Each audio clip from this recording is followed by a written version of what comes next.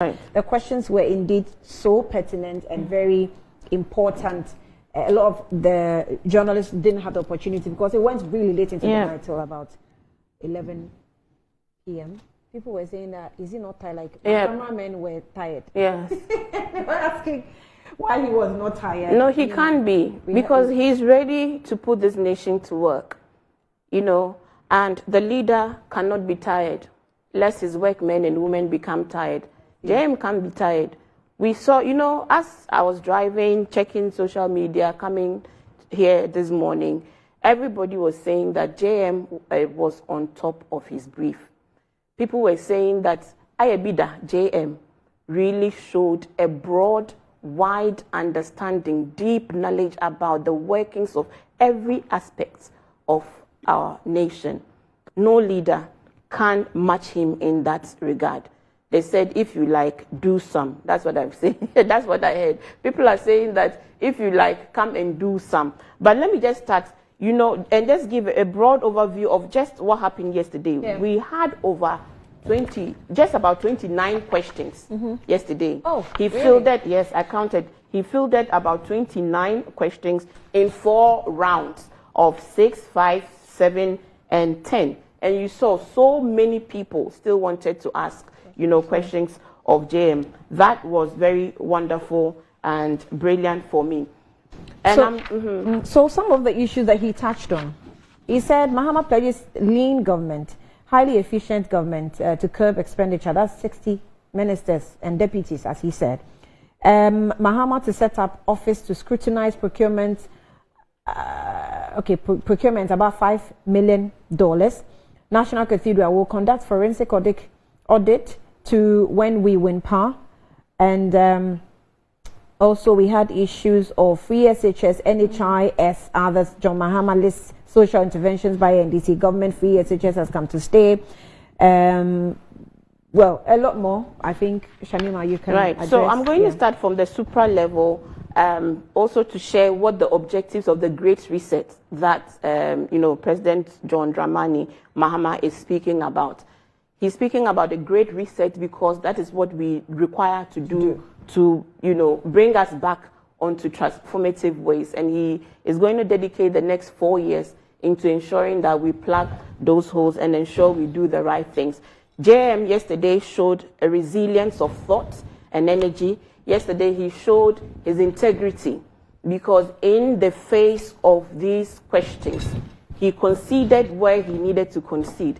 And I am so happy that he was able to address some of the contrived narratives around his era by conceding that no government is perfect. There will be failings, and also rehashing what his vision for his new government will be. Through Christ our Lord to join. To come, January 2025, inshallah, as God will it. Number one, for a great reset to happen, there needs to be change. There needs to be a recognition that we are in a deep, dark space. And that requires change. Like I told you, you cannot expect those that are responsible for a problem to be the one to effectively fix the problem. So his message first to the people of Ghana is, you have experienced me in the past. You've experienced my government in the past. You've experienced the contrived narratives around corruption. Till date, he has dared people. He has dared the NPP 8 years on. Please, you have said I have been corrupt, this and that. Bring the evidence, prosecute me. None has happened. Let us throw that one in the dustbin, okay? He gave us examples of actions that were taken against members of his own government, because the truest test of the integrity of a leader is what he does to his own people when they are found wanting. And he gave a stern warning to anybody who might be aspiring to serve in his next government to beware. Your own people. He mentioned specifically the case of Abu Gapele, and the JIDA report that he himself released to the media. I would take a Manasseh Awuri Azuni's assessment of the JM's government any day when he says that of all the work he did as an investigative journalist. He felt safer under a JM government than he has ever felt in this government. That is telling. Ghanaians must take that to the bank. And the first question was around the issue of press freedoms anyway. And it's glad to know that JM continues to be a member of the GJA in good standing. It is very glad. I think we are gladdened as members of the media to understand his appreciation of the issues and his honesty in telling us that with some of the requirements, we have to sit and argue out and decide just what kind of reforms journalists want. That is very progressive for me. So for the reset to happen, change needs to happen, which means that this government needs to be changed come December 7th. Not necessarily, but the one that was VIP says that I was not totally, absolutely in charge. Please leave that out. The change will happen, but it may be... Please leave it out. I'm saying that him, the Vice President, Dr. Bawumia, has been the greatest beneficiary, acting and serving in the second highest position of the land.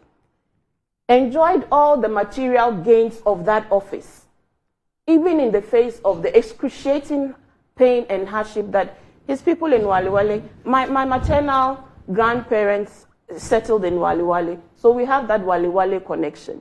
That kind of pain has been experienced under his watch. If I were him, I wouldn't contest this election. I would wait, because you say you are innocent of so many things. Let us independently verify the level or the extent of your innocence. Let us understand what has happened in this state. So we cannot, change means remove the people who have been responsible for this unprecedented amount and extent of borrowing, to the extent that we are where we are today, back to the IMF. Remove them first. That's how reset begins. And when you do, you now need to start a process of halting the decay. Almost all institutions of states are witnessing fast-paced decay. Accountability institutions, state institutions, judiciary is facing its own, challenges. Every arm of government is witnessing unprecedented levels of decay. So we need to halt the decay. Our monies are leaking in unprecedented amounts. This government has borrowed more than every government in Ghana. And you see, I remember I used to tell you, the same Kweku Kwati used to ask that, all this borrowing you have done, show us the tangibles. All this borrowing you have done, show us the tangibles. When we're showing them the hospitals, they didn't see. Because how dare you wake somebody up who is intentionally asleep with one eye open? When we showed the hospitals, they didn't see. When we showed the pictures of the infrastructural developments that were happening across the length and breadth of this country, the roads, they didn't see. When we showed the implementation of the vision of a truly progressive and free senior high school education by the building of school infrastructure, so that our children will not go and lie in maggot-infested rooms and makeshift places. When we showed them the pictures of the food they were being fed in these schools, and to say that no, if we had worked well with this policy, its implementation should have been better. They didn't see it because they didn't want to see it. They will keep asking, where and what did you do with the money? So it's a fair question to ask. Where and what did you do with the monies that you said were sitting in the Bank of Ghana vault, which today the Bank of Ghana Governor Addison tells us needs recapitalization? Where is the money that you told us that yetisikaso nso ekomdien today? People are doing 1010. You know what that means? So I'm just saying that forget the indicators and statistics, because you see, governments and economics, they can always fetch economic figures to tell the story that they want. The objective figures are there, and you've seen them. Under JM and under Bawumia, 120 billion, Ghana cedis as at December 2016, total debt. 600 billion debt is what we are currently sitting in, with head cuts, including pensioners' head cuts. the revenue they have received as of 2016, 248 billion, 830 billion. The excuse of always referring, I don't want to go through all that, but what I'm just going to tell you that if you are a student, no worries that you are enjoying free senior high school, which is brilliant, because from where I come from, Upper West, but for education, I will not be sitting here today. So some of us will be the last people to parry trying to bridge the educational gap, especially between where the areas that we come from, the areas that Tapida comes from, in Bolga, Upper West. When you go, the levels of poverty, even with free senior high school education, it is worse in these areas. So some of us, as you know, JM has said, we will be the last people to say that we don't support free education. You know, but when there's a vision, there's also the implementation of the vision. And every vision is stated, but its implementation ought to be targeted. The same people who are telling us that it was okay to implement free senior high school without the requisite infrastructure in place first are the same people asking us that, how can you implement a 24-hour economy without the requisite infrastructure?